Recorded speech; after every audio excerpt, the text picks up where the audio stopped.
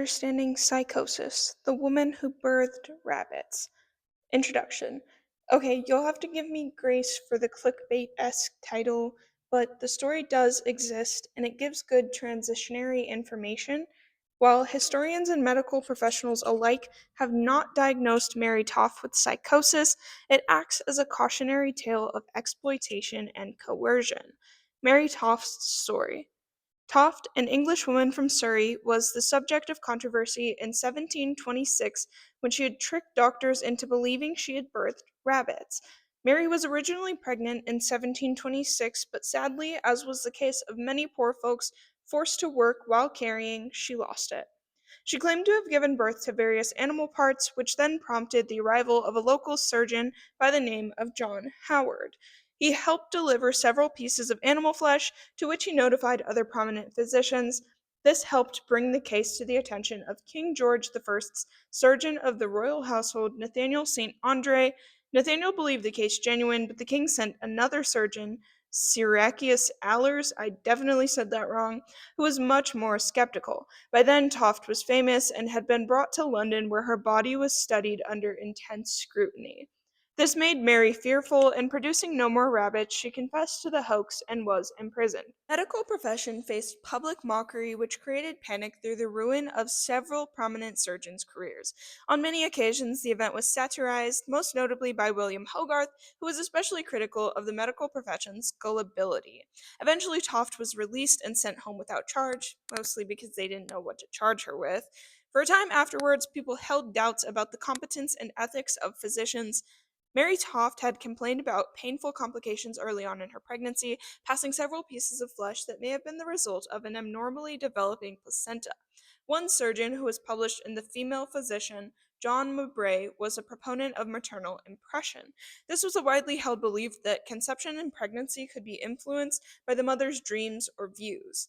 Some of the animal specimens she passed had grain and straw found in their droppings. This was one of the major pieces in aiding skeptics. However, what led to the hoax being uncovered was when Thomas Onslow investigated and then discovered Joshua Toft's activities in buying young rabbits. After James Douglas questioned her on several occasions to no avail, Richard Manningham then threatened to perform a painful procedure on Mary, to which she finally confessed the animal parts had been inserted by an accomplice. Mary blamed the entire event on other participants and that a traveling woman had told her how to do so to reach some form of financial security.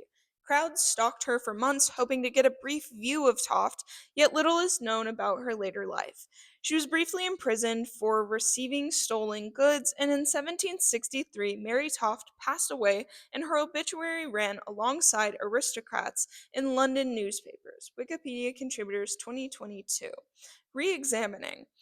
People are still astounded, or perhaps the right word is horrified, in this case to this day. And while the spectacle of human behavior will always draw the biggest crowds, suffering isn't something that should be ignored or plainly laughed at. The fact of the matter was that somebody, maybe her mind, told her that this might be a way to get out of poverty or just be noticed for a moment. The fact that she didn't die of infection alone is shocking. Nonetheless, this wasn't something she was pulling off alone. Some people think it's possible the occurrence was meant to be a stab at nobility, as rabbits were often kept by more well-off individuals who sold their meat and fur as elite goods. But rabbits were pests in rural areas to the lower status people who had crops devastated by escapees. It's possible Toft and facilitators were making a political statement, and while it is impossible to know the truth, many people do not find Toft to be the sole conspirator. Even her confessions blame others. While it's always possible to use blame as a tool in dodging accountability, I think it's clear that she was suffering from some form of mental illness or coercion. Toft seemed quite fearful of the consequences behind making a fool of prominent figures, and while this doesn't directly point to innocence per se, it does lead me to believe that she wasn't the mastermind behind the plot. Someone's hands constantly up her skirt, be it the doctor's or her husband, she sat in a vulnerable position constantly. Perhaps it is human flaw to expect perfect heroes and villains, but I just cannot wrap my head around any form in which a person could willingly subject themselves to that outside of some form of manipulation or mental torment. Imbler, 2019. Reducing stigma around mental illness. This conversation is a complicated one, for it is ever changing and multifaceted. While historians don't find that Mary Toft was suffering from psychosis, she was definitely being manipulated or coerced. And while nobody is immune to propaganda, people with mental illness may be more susceptible to coercion in vulnerable states. Furthermore, I think that people constantly forget that the disabled community is one they can become a part of at any point in their life. While I do not believe that you should have to fear being in someone else's circumstances to be kind to them, for many people that is what it takes. So let's talk about psychosis. Who can develop psychosis? Anyone. Most commonly, young adults between the ages of 18 and 24, and gender doesn't discriminate either. While men experience symptoms earlier on than women, they both can develop psychosis. Some people may have a genetic predisposition, meaning if a family member has it or has suffered from it, the likelihood you will is higher. But that doesn't mean that not having genetic likelihood will stop it from happening. Drug use can also affect the individuals who are predisposed at a higher rate. National Institute of Mental Health 2023. The example that comes to mind for me here is the young woman who faced prison time for involuntary manslaughter after stabbing her boyfriend and herself over 100 times after cannabis induced psychosis. There are more complicated details in that story, but it stands as proof of the concerns of psychosis. Barnes, 2024. Granted, the sources on this topic are a little bit divisive, so to speak. It's still an important note. While associated with mental conditions like schizophrenia, Alzheimer's disease, and other types of dementia, lupus, Lyme disease, severe depression, and bipolar disorder, psychosis can occur due to extreme stress or in response to trauma. Certain neurological disorders or severe infections can also cause psychosis. What can psychosis look like? Perceiving danger when there is none, occasionally leading to violent outbursts. The main two outputs of psychosis being hallucinations and delusions. A hallucination is essentially when your senses pick up on something that isn't actually happening, like hearing voices that aren't there. A delusion is a false belief held onto strongly, regardless of whether evidence points to it being true, like firmly believing someone is controlling your thoughts or actions remotely. Cleveland Clinic, 2022. There are behavioral warning signs typically, and some of those symptoms as well might be suspiciousness, paranoid ideas, uneasiness around others, anxiety, trouble thinking clearly or logically, unusual or overly intense ideas, emotional disruption, strange feelings or lack thereof.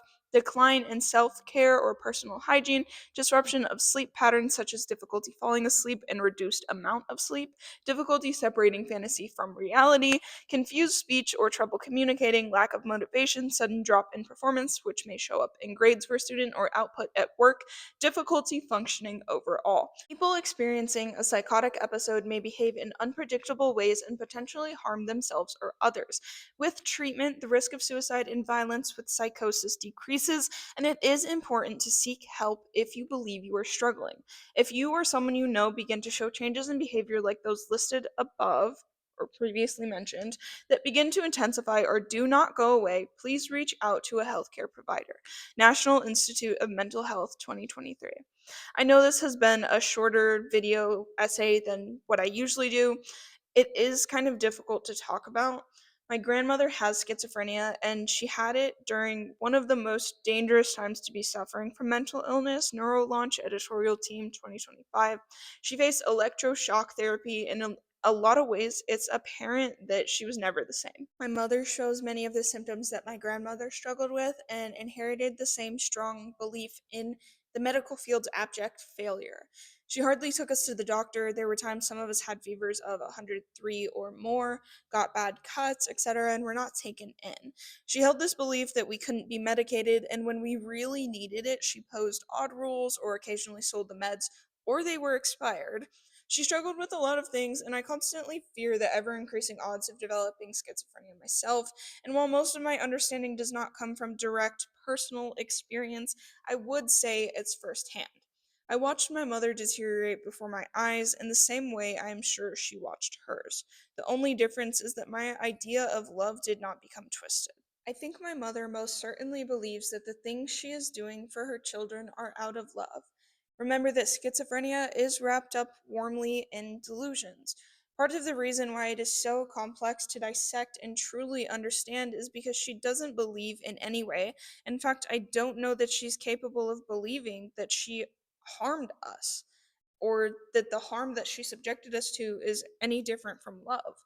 A lot of the things she forced us to face were things she faced in childhood, and a lesser man than I would have become spiteful.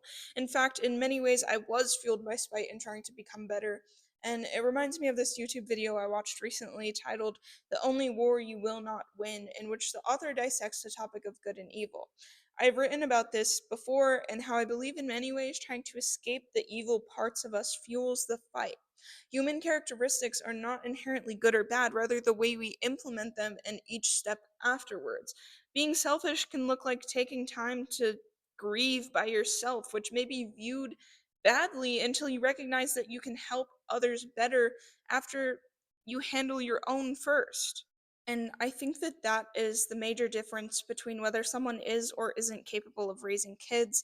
This is where you will have to give me grace because this is theorizing rather than plain straight facts, because I don't have kids. If you cannot first put on your own mask, you cannot effectively help others. You can choose to be so strongly against all these qualities that are bad within yourself and spend your entire life avoiding them to the detriment of all other senses of personhood and your children, or you can recognize that having bad thoughts doesn't make you a bad person. Occasionally, acting selfishly or hurting somebody doesn't mean you're irredeemable, and if you spend time with your thoughts, you might realize that the way you have for so long perceived yourself is not who you truly are. Again, I spend a lot of time thinking as I'm speaking, and at times sound like a crazy person, but I do think that if we allowed our brains time to breathe, instead of filling every waking second with entertainment, we might evolve more as a society through developing more empathy and kindness. Thank you so much for listening in. If you're a fan of investigative journalism and philosophy, subscribe for free today. If you would like to further support my efforts, you can subscribe to my Patreon. Link will be below. Only occasional posts are for purchase. Everything else is free and comes 2 days earlier, which helps me cover research materials, i.e., purchasing text, as well as my time and effort in development. Along with that, it supports my real life effort in making education free and widespread. I thank you for your support no matter the form. My references will be in the Substack and Patreon links in the description. And other than that, I just hope you guys have an amazing day, and I'll see you in the next one. Bye!